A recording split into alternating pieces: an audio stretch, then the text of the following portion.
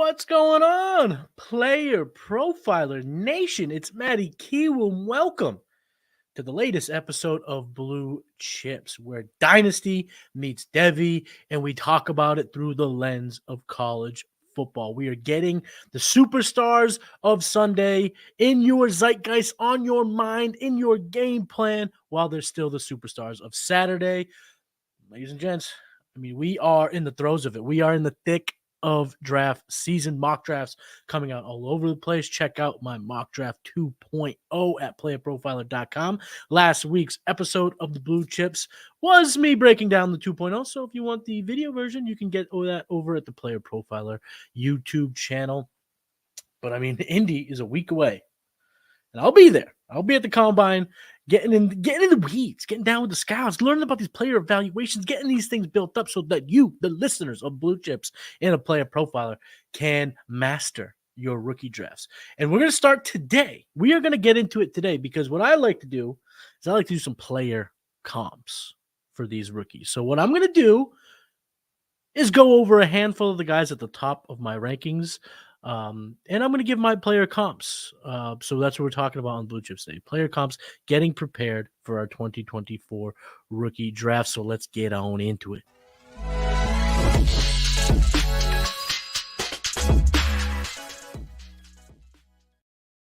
So we'll go quarterback, running back, receiver, tight end. We'll go through a handful of my top-rated prospects and how I comp them.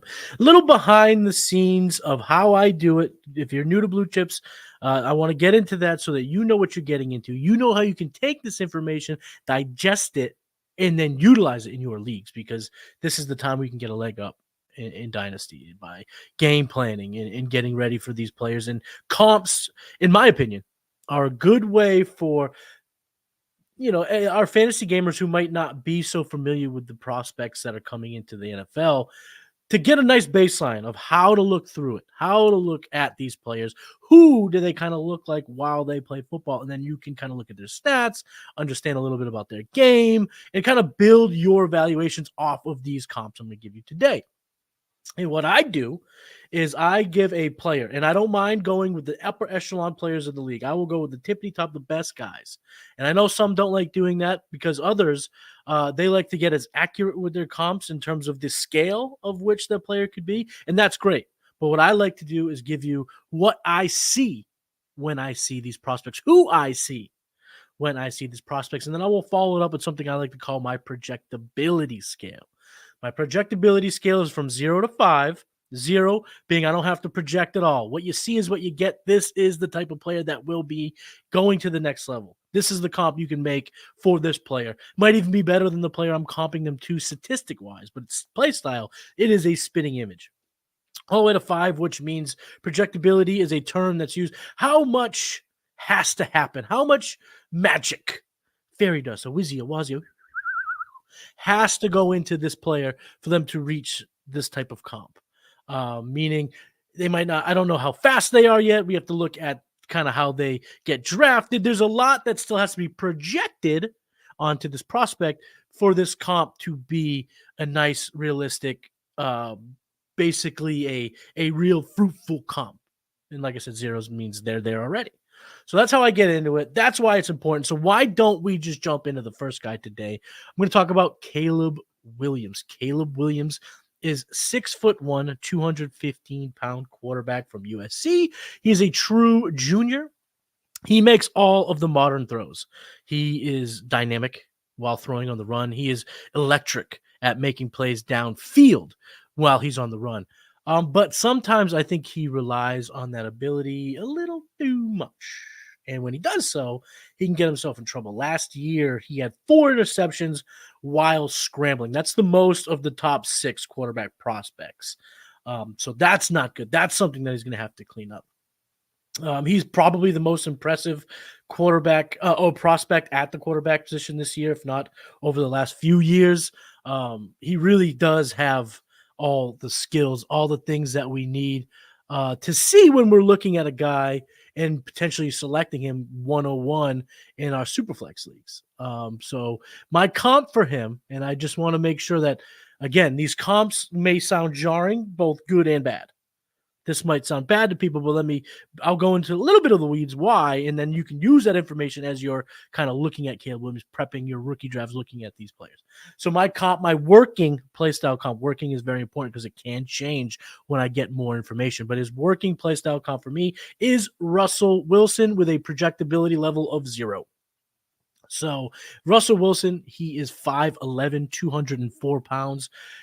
Kind of gets forgotten that he ran a 4.55, which is 95th percentile 40 time.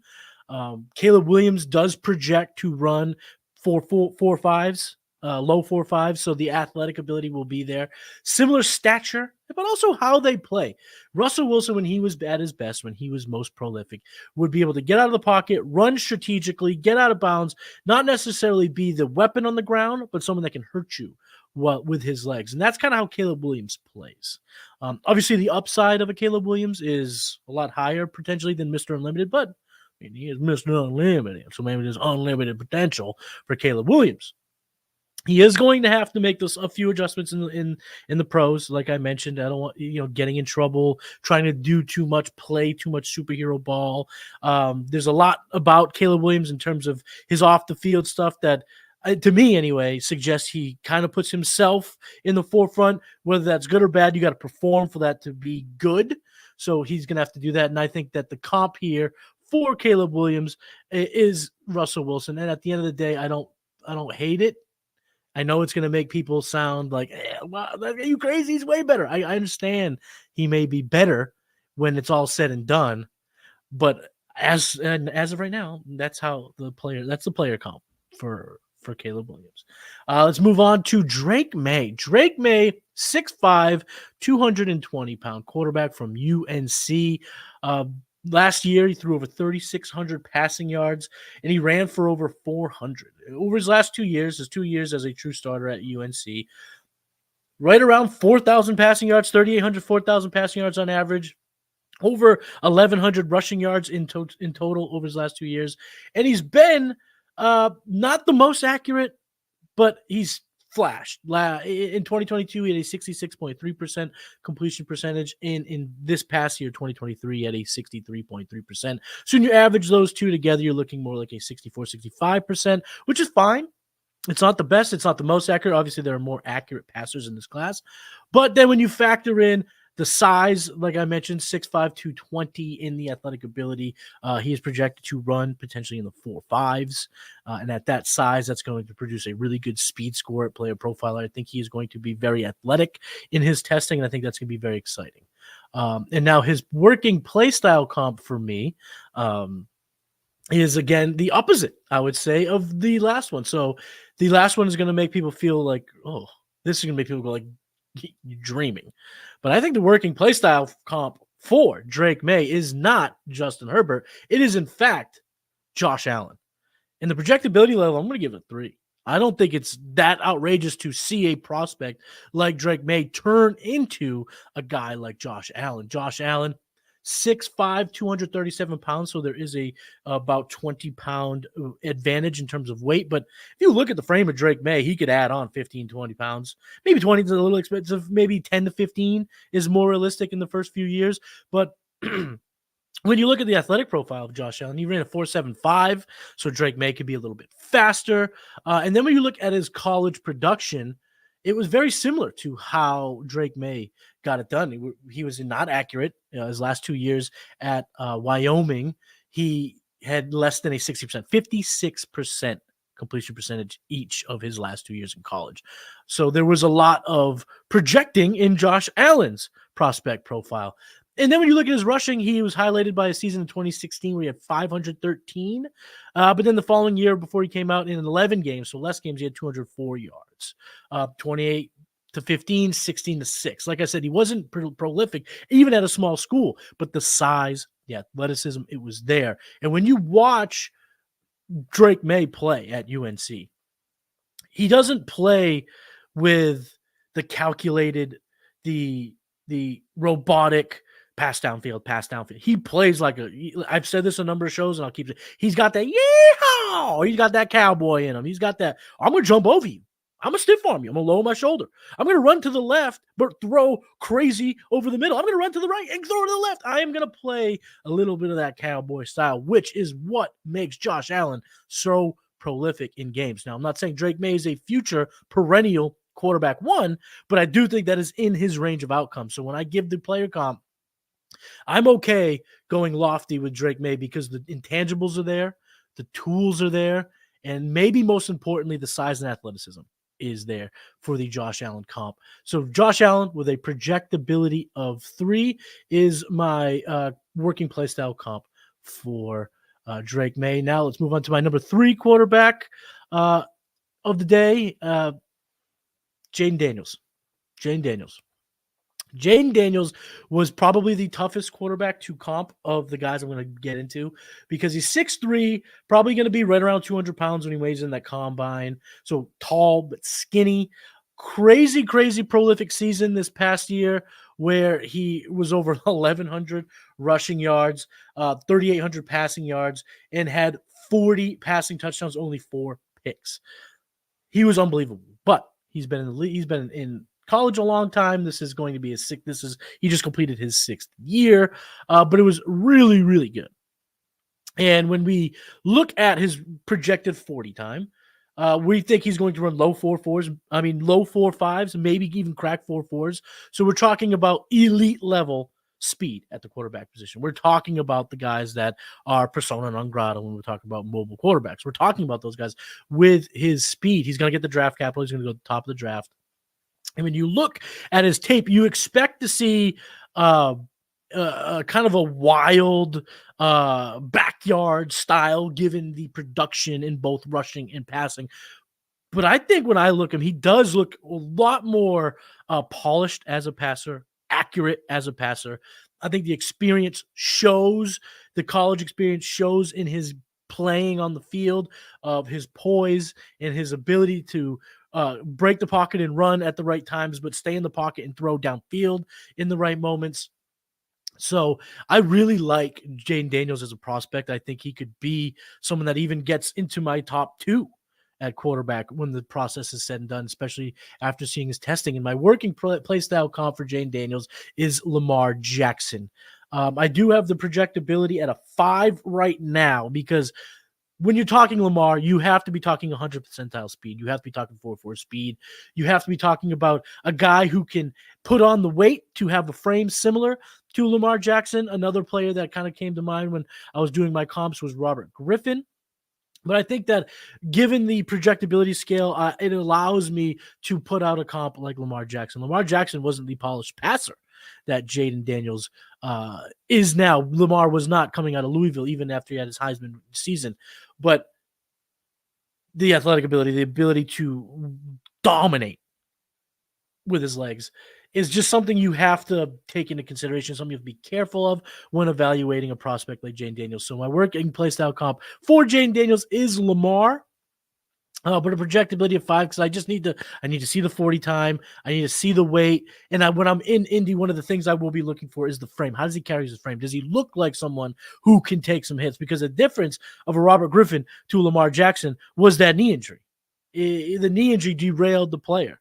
Robert Griffin. So if he can keep it going, or if he could take the hits like Lamar can, then Jayden Daniels has a nice possible longevity in the league. Again, when you're talking about the rushing ability, Lamar had 3,100 yards rushing his last 2 years.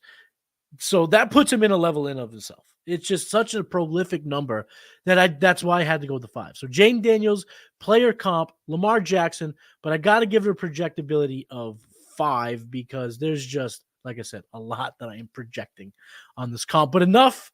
I mean, the comp's got to get you excited, right? The comp has to get you excited. So next, let's get into my last quarterback that I will talk about today in my comps is J.J. McCarthy. J.J. McCarthy, he's a quarterback from Michigan, 6'3", right around 200 pounds. You know the story.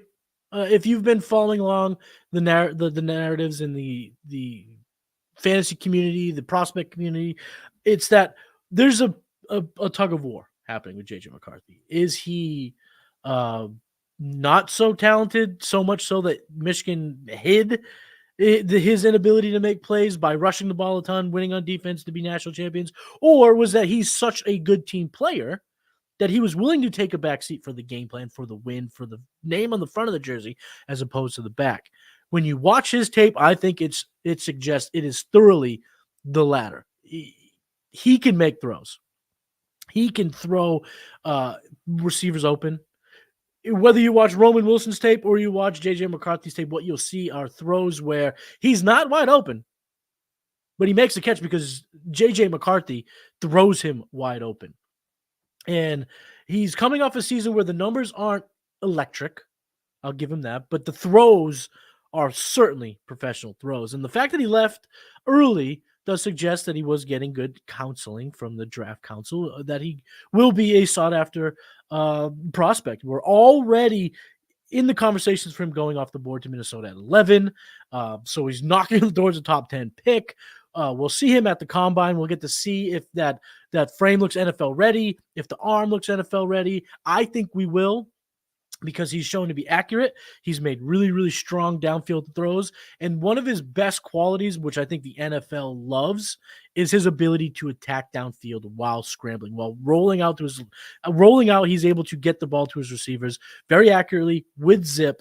He doesn't have the best arm in the class, but he has enough behind it to get it through, to squeeze that ball through tight windows, to make throws, and he's great at throwing on the run. In my working play style comp for J.J. McCarthy is Zach Wilson, but I'm only giving it a projectability of a 1. And that really just comes down to the size and the 40 time. If he looks to be, if he can run, if he can crack 4.7, he's in the 4.6s, my comp will change entirely. If he's in the 4.7s, it'll probably stay at Zach Wilson, but 0. But what you have to remember, he's not the bust of Zach Wilson. You have to remember the prospect coming out of BYU.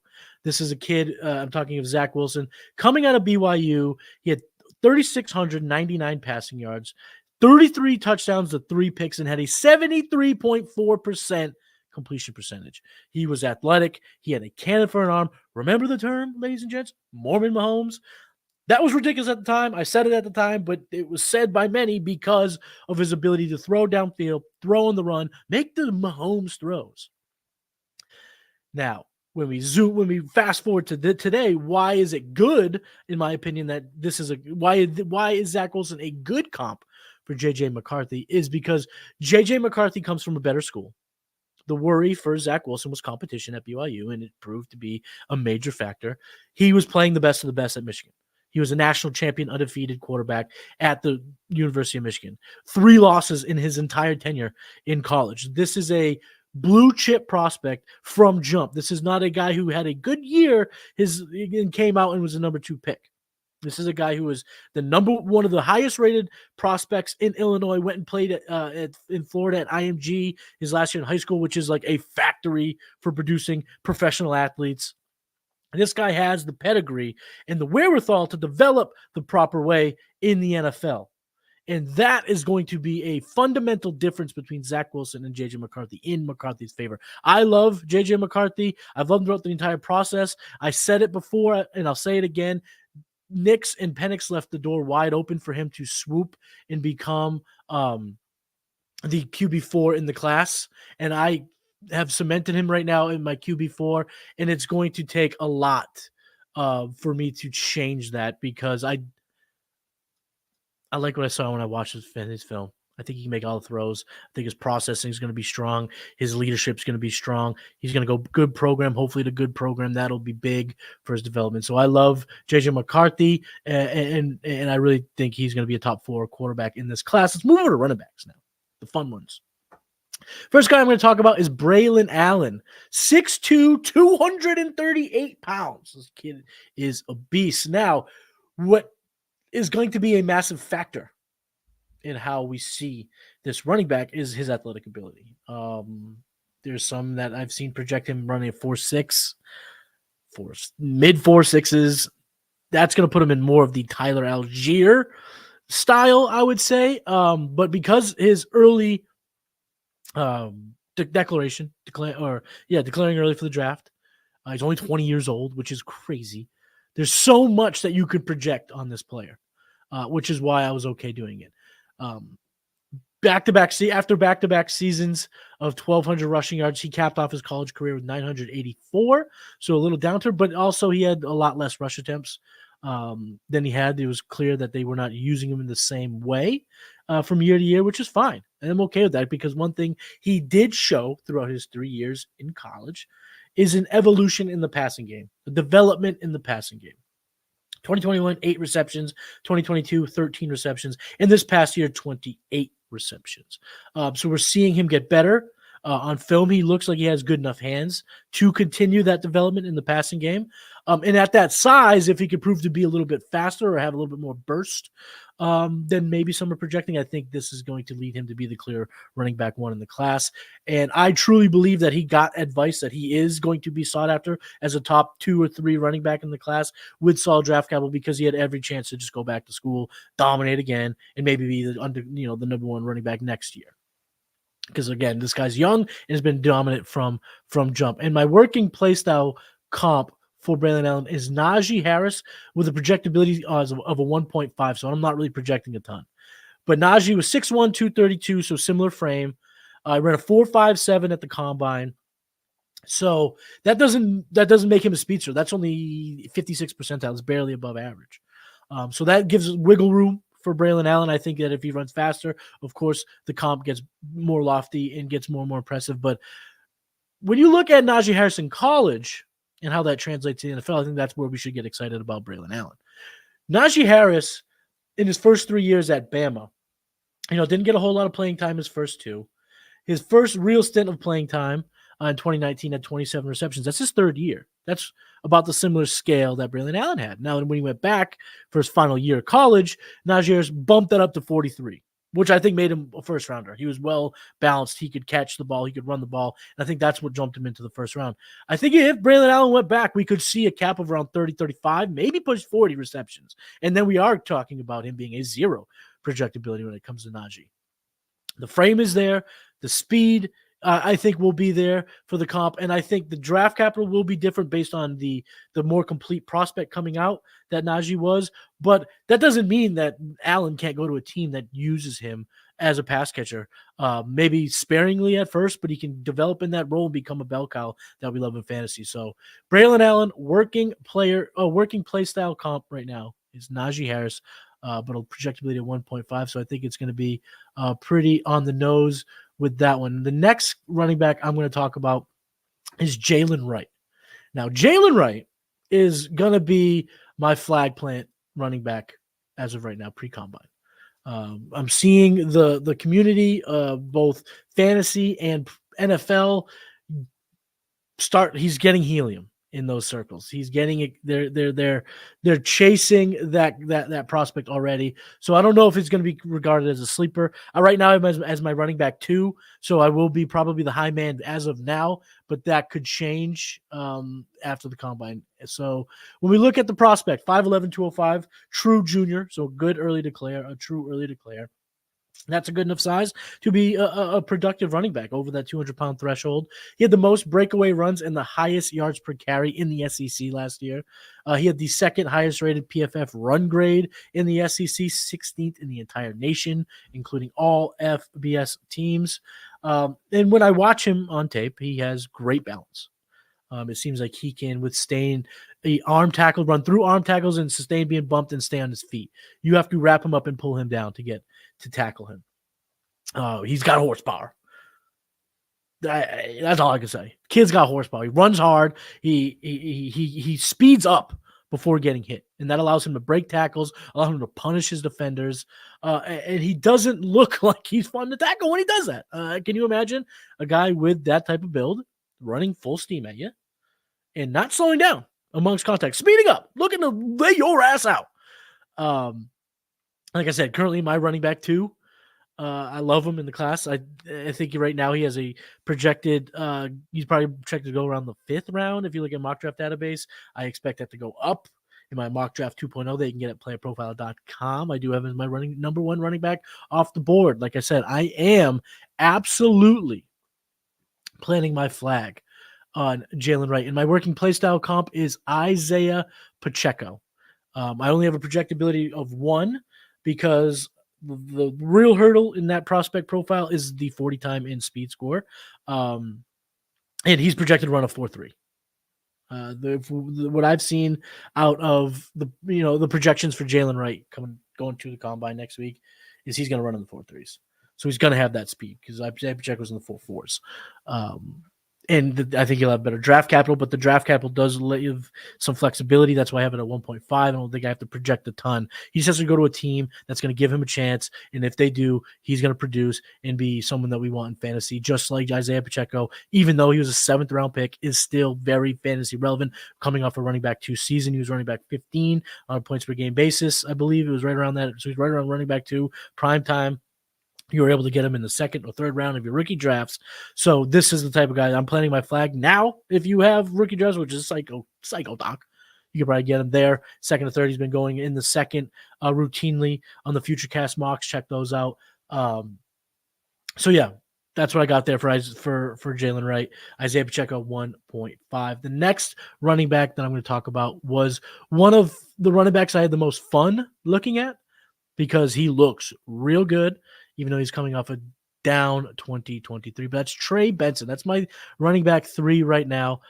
He's had back-to-back 900-yard seasons. So I guess on the surface, it doesn't look all that like it doesn't look like he had a down year from year to year. It was just more we were expecting more. They'd be similar rush attempts, similar yards. Way more touchdowns in 2023, but we were expecting him to eclipse 1,000, get in the 1,200s, 1,300s, really dominate for a good Seminole football team. He's 21 and a half, 6'1", 215. I mean, he's got the frame. He is a big running back. He's projected to run in the mid to high 4.4s. That's good. That with that 40 time, the speed will be there. The speed score will be there. And he has this kind of galloping style. When you watch his certain running backs, the guy who stood out the most, the guy who I just noticed doing this the most was Adrian Peterson. Not the working play style comp for Benson, but just when Peterson was gone, he was and he just looked like this guy was just galloping ahead of the rest of the guys on the field. Trey Benson has that style. He has that ability to do that. I'm not calling him Adrian Peterson. That's not the guy I'm going to comp him to. I'm going to comp him to a player that if you just rostered from his rookie year and just never let go, you would look back on this man's fantasy career and be like, holy cannoli. This guy's a lot better, I think, than anyone gives credit to. But my working play style comp for Trey Benson is Latavius Murray with a projectability of 3. I gave it a mid-level because when you look at the profile of Latavius Murray coming out of Central Florida, 93rd percentile 40-yard dash, 98th percentile speed, 76th percentile burst, 78th percentile agility, and 70th percentile strength bench press. The bench press isn't going to be as important. He probably won't even bench press. Benson probably won't. But those are lofty numbers. Those are big numbers. Those are impressive numbers for a guy who's 6'2", 223. That's Latavius Murray. So I have to be careful when projecting Trey Benson. Because also in college, a bit at a smaller program, he did come out and have 1,100 yards in his last year. Murray did. So there are, like I said, there is projectability here. But when you watch the style, it's that galloping run style. It's that punishing run style. But it's also so impressive for guys of their sizes to be as slippery as they are getting through the hole. And that's really where the comp married for me. Seeing Latavius Murray being able to sneak through a hole, get past the safety, and be gone. Trey Benson can do that too. Trey Benson had a number of runs where gets through the hole, makes a guy miss, cuts it out, and he's gone. He's got that high-end speed. So my working play style comp for Trey Benson, Latavius Murray. I'm going to give it a 3, but that number could come down drastically if they do indeed test similarly. The next running back that I'm going to talk about, the last running back that I will talk about, is actually a player that a lot of people are high on. I get why they're high on him, but when I watch his tape, I'm just not as impressed as many, and that's Jonathan Brooks from Texas. I do agree that if he had stayed healthy coming out of University of Texas, we probably would be looking at him as the consensus number 1. The production would have been there. The size is there. But the injury leaves the door open for nitpicking. And so looking at his tape, I saw a guy that just was solid. He was solid. He got yards, was a positive gainer, was good in the passing game, 25 receptions. Looks like he has the ability to be really good in the passing game. He's going to be an early declare. We love that. He actually did get 30 rush attempts with Roshan and Bijan in the backfield. So, I mean, that's impressive. But he doesn't come out with that elite high school profile. I think he was a 3-star recruit coming out when he went to Texas. And we're projecting him to run in the 4.4s, but he's not going to run at the combine. So we're not going to know what his 40 time is. We're not going to have that information. Now, at 6 foot 207, he's got the size, like I said. But again, when I watch him on tape, I wasn't just like Trey Benson makes you go, holy shit. I didn't have a lot of those moments watching Jonathan Brooks. I'm sorry. So when I did my working play style comp for him, I gave him Chuba Hubbard. Now, I gave him a projectability of 0. So I think there's a lot of room to be better, I'll say that, than Chuba Hubbard. But we have to remember, Chuba Hubbard ain't no slouch. Chuba Hubbard, 6 feet, 208 pounds, coming off his best season, where he had 10.7 fantasy points per game. That's only running back 33, but he split with Miles Sanders to start, and he was on a horrible offense. I mean, he was reliable in fantasy. I relied on him in a multitude of leagues. So he was reliable at points in the season. But he ran a 4.56. He wasn't super athletic, didn't pop in the metrics, but he was good enough to be a 4th-round pick. Now, I think at the end of the day, Jonathan Brooks isn't going to be too far off than that. He's going to maybe be a 3rd, probably a 4th. So I think the draft capital is similar. And what people do forget, I am old enough to remember that Chuba Hubbard at Oklahoma State had a 2,000-yard rushing season. In 2019, he had 2,094 rushing yards, and he had 23 receptions. Chuba Hubbard was going in to his final season in 2020 at Oklahoma State. We were all hyped on Chuba Hubbard. Now he had a down year, the whole COVID thing. There was a lot going on. He goes to the NFL, 4th-round pick, and now, but we're still seeing him be a producer at the NFL level. So I think we have to temper our expectations of the ceiling of Jonathan Brooks, in my opinion, when I look at the tape. But I think the working play style comp for Chuba Hubbard is something to be encouraged about, because Chuba Hubbard beat out a guy who got good money in Miles Sanders. Is going to have, I think, a good crack to be the running back one. I don't think that the Panthers chase a running back, given the fact they don't have a 1st-round pick. That kind of scales their game planning in the draft around back, which leaves to maybe a 5th or 6th or 7th-round selection of a running back. And I think that Chuba Hubbard is probably a buy. Now, there's other shows I do at Player Profiler where I'll talk more about buys and stuff like that. Trade gods, we back, baby. Jason and I are back. But Chuba Hubbard, I think, is a good player. And I think that's a really great working play style comp for Jonathan Brooks, and not at all something that should make you upset or disappointed in the prospect. I just think we have to temper expectations of how good he's going to be at the next level. Over at wide receiver, we're going to start at the tippity top of the pyramid. Marvin Harrison Jr. Marvin Harrison Jr. is the blue chippest of blue chip prospects. Back-to-back 1,200-yard receiving seasons at Ohio State. Catch rate right around 68% over his last 2 years. He had a 25% target share each of his last 2 years, so he's just a beast. I mean, you know about Marvin Harrison. Got the pedigree. His dad was an NFL player. Tremendous route runner. Really, really good at the high point. Can make fantastic catches. Can make guys miss. He's going to be an athletic freak when he tests. He is going to be a monster when he tests. The player I comped him to, and I've seen this now trickle out, but I think I was first on this. I'm going to say it. My working play style comp is AJ Green with projectability of 1. And that's ridiculous, because people forget how good AJ Green was. AJ Green was a baller at Georgia, was a baller in Cincinnati, was a bona fide early round draft pick in round 1. Was good with Andy Dalton. I mean, he was so good for so long for the Cincinnati Bengals, and he was just a beast in the end zone. He could rip the ball away from defenders. He did a lot of what Marvin Harrison can do. I think Marvin Harrison is a better potential overall route runner, which is great. And I know that might be disappointing. If this is the first time you're hearing the comp, you think to yourself, oh, AJ Green, this guy's the best prospect I've seen since Amari Cooper, since Jamar Chase. Why? AJ Green's that dude. Go back and look at AJ Green. AJ Green was nasty. AJ Green was a bona fide stud in both the NFL and fantasy. And I think if we're starting there, if that's our starting point for a prospect, yes, is worth being tremendously excited about. Now, if you go check out my 2.0 mock, you might be surprised of the landing spot of Mr. Marvin Harrison, but he's a stud. Yeah, that's it. Let's move on. You know that. Next wide receiver I'm going to give a comp to is Malik Nabers, wide receiver from LSU. He's 6'1", 188 pounds. He's projected to run in the 4.4s. Insane route runner, back-to-back 1,000-yard seasons at LSU. Caught 84% of his passes, which I think is a reflection of both Jayden Daniels and Malik Nabers and their connection. 26% target share, sharing a field with Brian Thomas, who's potentially another first-round receiver.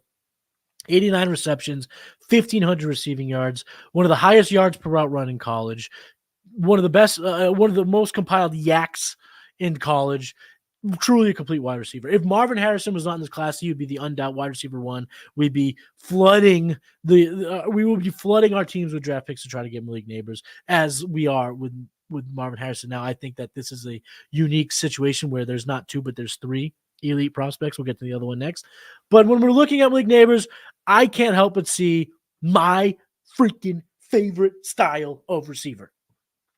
The Antonio Brown, Garrett Wilson, 125 targets, 130 targets, 115 receptions.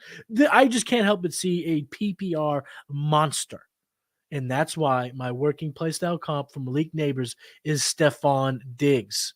That's not surprising, but this might be surprising. My projectability level is a 0. I think we're getting Stefon Diggs from jump. Tremendous route runner, above average speed, similar size, Stefon Diggs, 6 feet, 195. And at Maryland, he had good years, but not prolific years. Stefon Diggs. He had he was 6 touchdowns was his highest mark, 848 receiving yards was his highest mark. So the ceiling is there. So basically, why I had Malik Nabers' projectability scale is a 0 with Stefon Diggs is we're looking at Buffalo Bills Stefon Diggs. We don't have to go through Minnesota Vikings Stefon Diggs. And if you're not old enough to remember what that was like, we're talking about wide receiver 42, wide receiver 14, wide receiver 11. Good, but not prolific. Because then when he got to Buffalo, wide receiver 3, wide receiver 9, wide receiver 6, and a little bit of a drop-off this year. But he's getting older. That's not Malik Nabers. Malik Nabers is young. Malik Nabers is ready to rock. Malik Nabers is not even 21 years old yet. If you saw Malik Nabers, said, hey, Malik, let's go get a beer, he's got to say, yeah, what do you want me to do? I can't get in.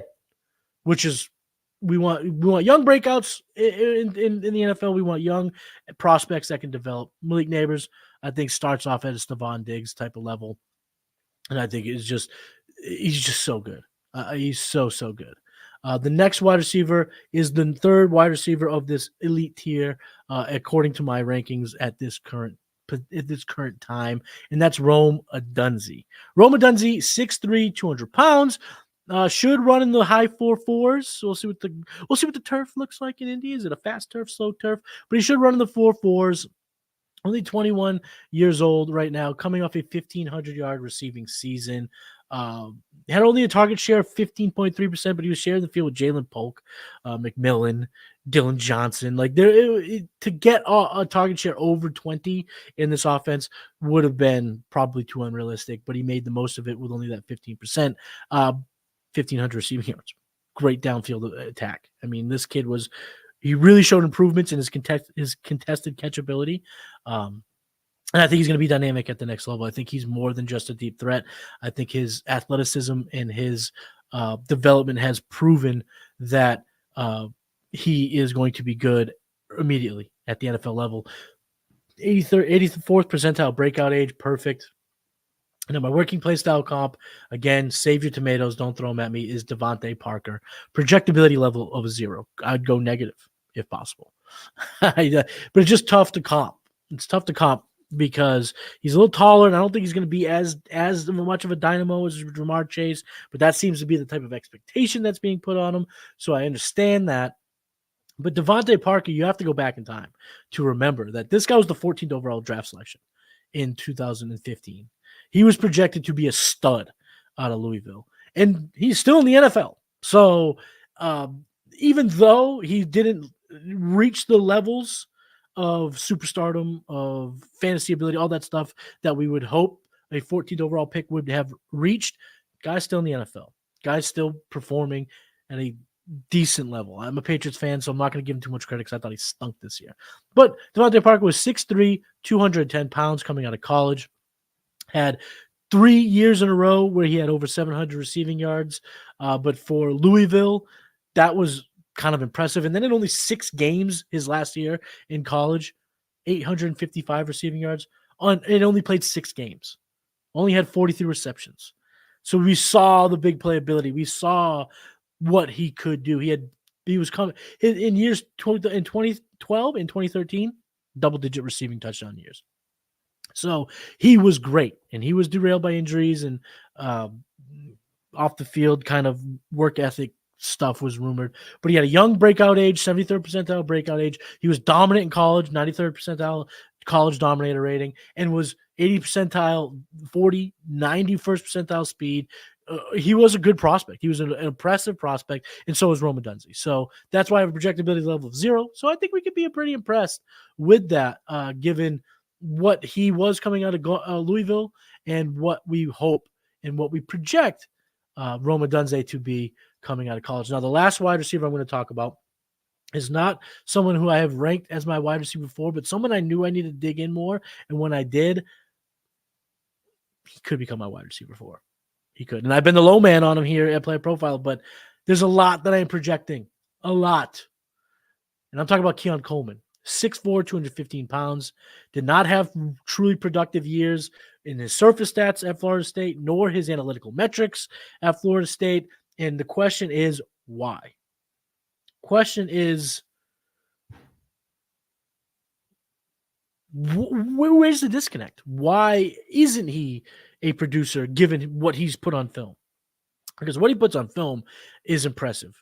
Breakaway speed, ability to snatch the ball out on any defender, jump, catch, run. Just he looks elite in those metrics, in those categories. And it makes sense. He's a tremendous athlete. Guy played for Michigan State's basketball team. And the conception is, or the thought is, well, he probably played power forward. No, he was a guard. He was 6'4". He wasn't playing center or power forward. He was playing probably 2 or 3, which are some of the most athletic positions on the basketball court. So we know he's athletic, but I need to see his testing. And right now, it's very lofty, but my working play style comp for Keon Coleman is Josh Gordon with a projectability level of 5. It's at the highest you can go because I just need to see. I need to see what his speed is. I need to see what he looks like in India. I need to see how fluid he looks. Does he have the long speed that Josh Gordon had? There's a lot there, but I see the makings of a Josh Gordon. And if you can remember Josh Gordon, I'm not saying weed-wise. Weed is why I'm not comparing the two. But Josh Gordon had a 1,600-yard receiving season in only 14 games early in his career in 2013. The sky's the limit for Keon Coleman because the sky was the limit for Josh Gordon. Similar size, Gordon 6'3", 225. Coleman 6'4", 215, so a little bit taller and slender, but pretty close. Pretty close comp. And to me, I need to see it. But Theo, OG, he's going to be shocked when I say this because he has been parading me around as the hater of Keon Coleman. And that's fine. I was the low man on him. But he does have the helium is there. I haven't seen it propel his stock up yet, but I mean, it's right there. The rocket booster is it's charging up. And if he blows me away in Indy, you're looking at my wide receiver 4 because I do think he has the 4th highest ceiling, even over Troy Franklin and Brian Thomas. But I just need to see so much. So the projectability is so high. That's going to wrap up wide receiver. Now we're going to go over to the last position of the show, tight end. Only got 2. But I'm just talking about the guys at the top of the rankings, so I wanted just to give the 2 guys that I have ranked pretty highly. First guy, we're going to talk about him, Brock Bowers. Brock Bowers. 3 seasons at Georgia. In those 3 seasons, 882 yards, 942 receiving yards, 713 receiving yards. Target shares of 20%, 16%, 12.5%. Brock Bowers, as long as he doesn't come in weighing under 240 pounds, right now he's listed at 6'4", 230, but we all know what they do at the combine. They bump up, they beef up, they get bigger. They need to. They do what they need to do. I think if he comes at 6'4", 241, 242, sky's the limit on the sky. He's projected to run the 4.4s, which would be 98th, 99th, 100th percentile at the tight end position. Speed score is going to be impressive. His athleticism overall, his athleticism score is going to be elite on our playerprofile.com's player pages. Brock Bowers is the guy. He's everything we want in a tight end. And now people are souring on him because of, I think, the breakouts of the last year's tight ends is actually, I thought it would be helpful for his stock. I think it's hurting because now teams aren't so desperate for tight ends. So we're seeing an overall market crash of a prospect that I think is a stud. I think he should be in your one QB leagues. He should be in consideration at or as early as the 104. Even in your non-tight end premium leagues. I think he has that type of ceiling. We saw him basically be the offense, be the number one weapon in a team that has won 2 national championships in the last 3 years. 1 loss last year in the SEC championship. The fact that this team has given him the keys to their offense so early is so impressive. 18, he broke out at age 18, so he has a 95th percentile breakout age. His college dominate is only 78%, but that's because he only played 10 games in 2023. I think if we looked at that number, going off the similar seasons that he had when he played 15 games, that number goes into the 80s to the 90s, and we're looking at one of the most prolific tight ends. He's only 21 years old. Now, who's his working playstyle comp? His working playstyle comp, to me, is Evan Ingram, with a projectability level of 0. Evan Ingram was the 23rd pick in his draft of 2017, 6'3", 234. But the thing that I think many forget about Evan Ingram is how freakishly athletic he was. When he came out, 100 percentile 40, 97th percentile speed, 87th percentile burst, 91st percentile agility, 94th percentile catch radius. He was dominant at Ole Miss. He was a late breakout, which I think kind of counterbalances maybe some of the athleticism that Brock Bowers doesn't have in comparison. But again, we're looking at a tight end now that has been in the league for 7 years, and he's gotten better as the years have gone on. Now we look at his fantasy output, Evan Ingram's. Tight end 4, tight end 7, 18, 23 is down years 7 and 4. If that doesn't get you excited about Brock Bowers, then you need to wake up. You need to wake up. Evan Ingram is a very, very good tight end who is a very sought-after prospect after having 926 receiving yards at his last year at Ole Miss. Brock Bowers is a stud. Brock Bowers could go anywhere from the 105 in the NFL draft, could fall no later than 16 to the Bengals. There's no way, there's no possible way that the Bengals let him go past 16. So he's going to get that draft capital in round 1. And if he goes to 105 to the Chargers, whereas I have him going in my mock 2.0, the sky's the limit for Brock Bowers. And the working play style comp of Evan Ingram gets me excited, and it should get you excited too, especially because you don't really have to project a whole lot. I think that what you see is kind of what you're going to get. The comparison's there, even though it's not always as sexy, the comparison's there. So, Brock Bowers, Evan Ingram, let's rock and roll. Last guy that we're talking about today, Jatavian Sanders, becoming one of my favorite players in the whole draft. I think he could potentially sneak into the end of round 1, probably more like round 2, but either way, I'm going to love that draft capital. 6'4", 256 pounds, has more of that prototypical tight end size. Coming into high school, he was a 5-star tight end. But that wasn't it. He was a 5-star running back if he had chosen that position, a 5-star wide receiver, a 5-star linebacker. He a 5-star edge rusher. This kid was a freak athlete. He was the number 1 tight end in that recruiting class above Brock Bowers. He is the 5-star 98% or 98 score on 247. This guy was him coming out of high school, and he didn't do anything in college to disappoint. His 2 years on the field, being a productive member of the Longhorns football team, back-to-back 600-yard receiving yard seasons, only had 5 and 2 touchdowns. So I think if those numbers were to be better more of what they were expected to be, we might even be a little more excited about him. And somebody that my man Cody Carpentier said, if he had stayed, they might have orchestrated offense to go through Sanders to look like a Travis Kelce on that team. And I think that would have boosted his value going into next year tremendously. But I don't think we have to really worry about his profile. He's going to run the 4.5s, which is going to put him in the 85th, 90th percentile. Due to his size, his speed score projects to be in probably the 90th percentile. He's going to be a freak athlete. And my working play style comp for him right now is David Njoku with a projectability level of 1.5. David Njoku, why that comp to me made a lot of sense is you would think that given their athletic ability, they would put Njoku or Sanders out in the slot more. No, they line up predominantly in line. And that's because Njoku's decent in the run game. Now, Sanders is not good in the run game. That's going to be something he's going to have to work on if he's going to be in line. Last year, I think he was over 60%. He was an inline tight end. That's going to have to improve. But Njoku got the first-round draft capital back at the end, pick 29, 6'4", 246, so similar frame, and was an athletic freak across the board. Nothing lower than 80th percentile in 40 speed, burst, agility, catch radius. He was a freak. He was the number 4 athletic. He had the 4th highest athletic score in his class, 12th in the entire class for all positions, and is he's the 26th best athlete according to our athleticism score on player profile in the history of the tight end position. So the working play style come to me, gets me excited. Coming out of Miami, we were all excited about Njoku. It took him a little bit of time to get supercharged. He's coming off of back-to-back top 10 on a points-per-game basis seasons, but that took some time. That took 5 years.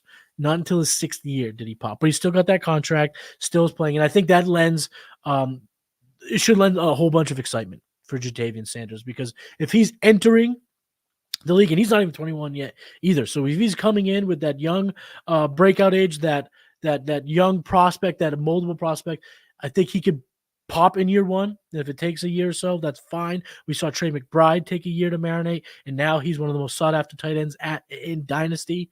So Ja'Tavion Sanders, someone I will be targeting in my drafts in the second round, third round, if I get lucky, if I can get crazy with it.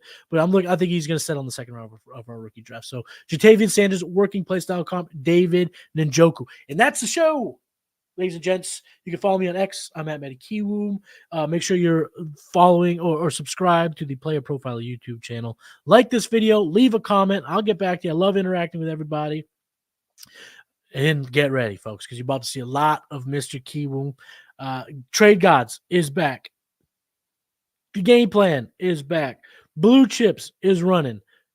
Futurecast is running. You'll see me in some VODs. You'll see me on Mock Draft Live. You'll see me all over. It is the hustle season. It is the dynasty in season, the prospect season. It's my favorite season. So you'll see me all over the place. And if you just can't get enough of everything that I have at Player Profile, which my Mock 2.0, that's it. My Mock 2.0 is a 2-round NFL mock. If you get that over at Player Profiler, and you just can't get enough of me, head over to the Executives of Fantasy Football YouTube channel and watch The Hurdle. The Hurdle is now on Player Profiles. You'll see me on The Hurdle every Tuesday. But if you want to get even more Kiwoom, you can get me at Wednesdays on the second episode of The Hurdle at the Executives of Fantasy Football, or you go to patreon.com/executives. It's Kiwoom season. It's Dynasty in season. It's Prospect season. And I will see you on the next episode of Blue Chips. Peace. Hey, I want to take a moment to thank you for tuning in. It's important to me that all of our media be free. This is only possible because of you allowing a true independent sports media enterprise to thrive unlike any other in the business. So please subscribe to the All In Package to continue to make all this possible, to ensure that all of our stats, information, data, content is available to you, especially you, the people that get the site and get the show.